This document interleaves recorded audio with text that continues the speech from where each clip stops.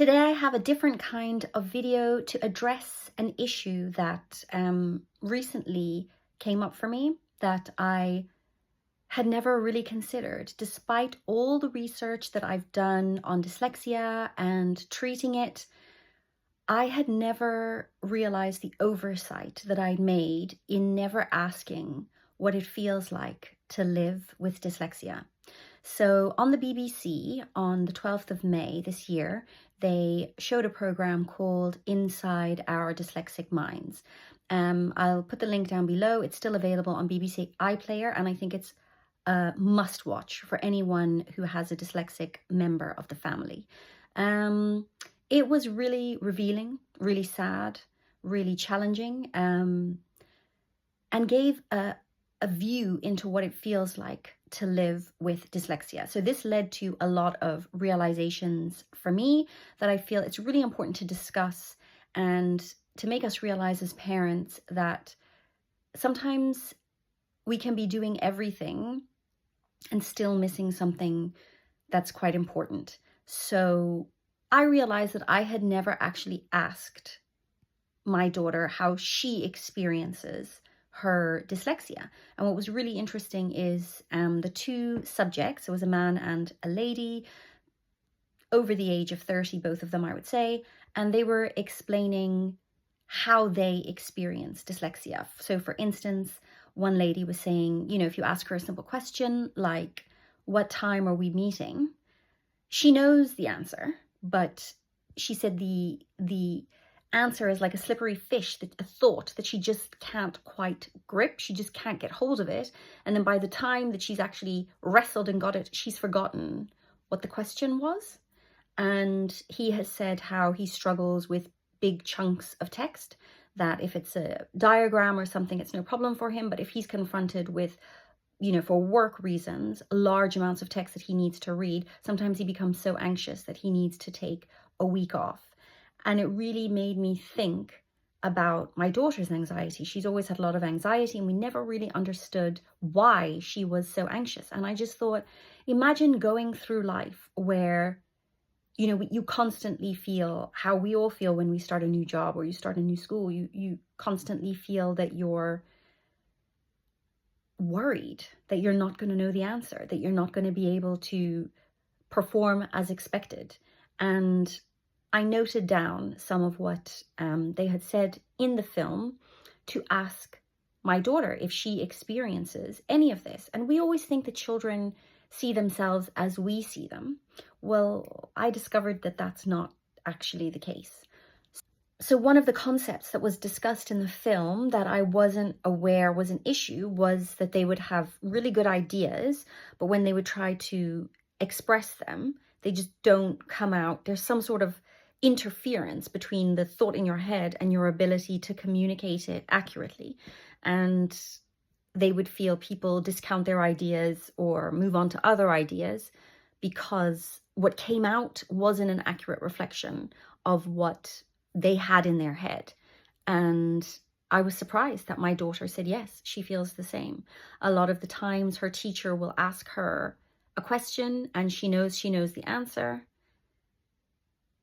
and she just can't grip that thought and get it out.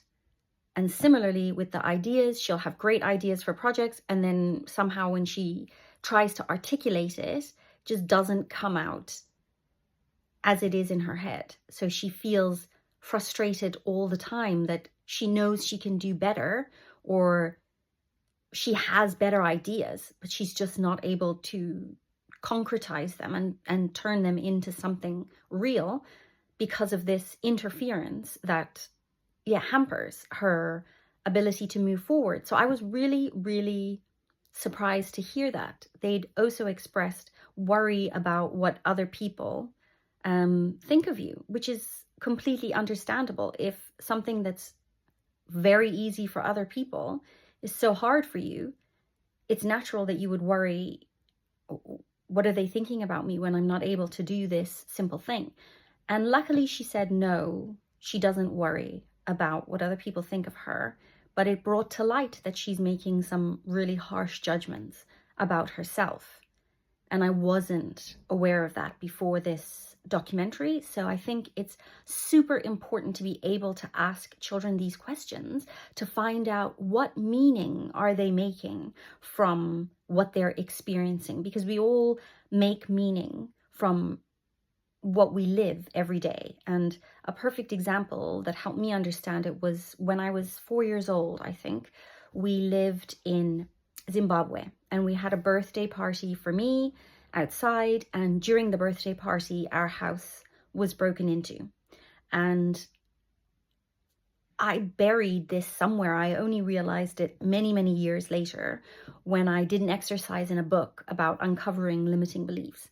But I realized that I had interpreted that incident as meaning that if all the focus is on me and if all the attention is on me, then bad things will happen to the family, which obviously from an adult perspective doesn't make sense. But that is the meaning that I had made from that experience.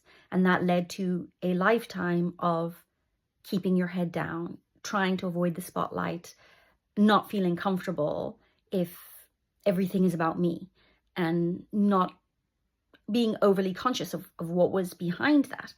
And I'm sure my parents came in and said, look, don't worry about it. Everything can be replaced. It doesn't matter. But never would it occur to them to ask me, how are you interpreting this situation? To check what story I'm running in my own mind. And I think that they would have been stunned if they had discovered the meaning that I had taken from that incident. And that is what I discovered with Alessia, that living with this dyslexia every day and this anxiety has caused her to have negative feelings about herself. And that's really important information that I have and that the school has, so that we can now take active steps to help her with this. And this is a very big part of why I feel like this method is so important. And it's so important that more people know about it, because watching that program, I'm sorry, I keep trying to re-record this, but I just keep getting emotional. So it's just the way it's going to have to be, because I can't keep starting again. But this program made me realize that management of dyslexia is super important if there's no cure. But that management comes with a cost. And it costs enormously in terms of self-worth and self-esteem. And it can take a lifetime to unpick those wounds. So the fact that there is a cure and there is treatment, more people need to know about this, because, some things in life you can't do anything about, and they just have to be accepted and they have to be endured. And that's the conversation around dyslexia at the moment. And, it's from good, well-meaning people who genuinely believe what they're saying. But I want people to know that there is another way. And I felt very sad to hear how she felt about herself, but also so happy that I could speak to her about actual healing, about this not being a continuing theme of her life, of her not having to struggle and fight every day, and to help her to realize that all that potential that she feels inside herself, all those ideas, we're going to find a way to liberate them. And it made her feel really proud of herself too. I said to her, you're doing these exercises every day, you're trying your best, you're showing up for yourself. And every improvement that she feels will help her to improve her self-worth. And the truth of the matter is, we are already seeing really, really good improvements. We're only 10, 11 weeks into the process. And I am almost completely certain that this is going to take us where we want it to take us. And it's become more and more apparent to me how critical it is that we share our journey and that we get the message out there so that people know there are other options. And my hope is that this channel will demonstrate the whole process from, the dyslexia diagnosis through to hopefully a neurologically normal child who doesn't feel all these feelings of, yeah, some sort of interference and not being able to express herself and not being able to do things as easily as other people, and feeling people getting frustrated with her and feeling behind, just constantly feeling behind.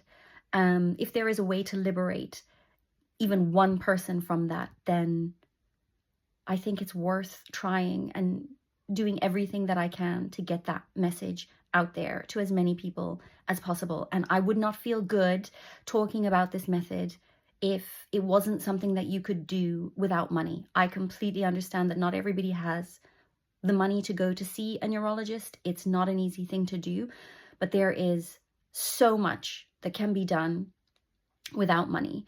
I will be doing a video on it, but even if you just buy one of his books, it's very clearly laid out. There's diagrams of how to do the tests.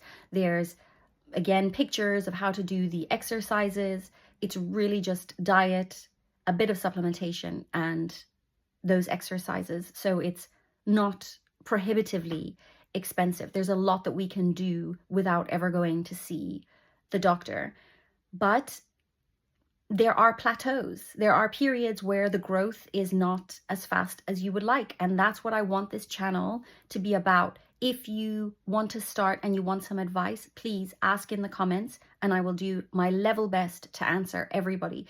If you have started and you want encouragement or you want ideas for what to feed them in the morning, or how anything, any questions that you have at any point, please put a comment and I will do everything that I can. We can help each other, we can support each other, we can work with each other to get as many children as possible, as many people as possible into a better state, healing, on the path of healing.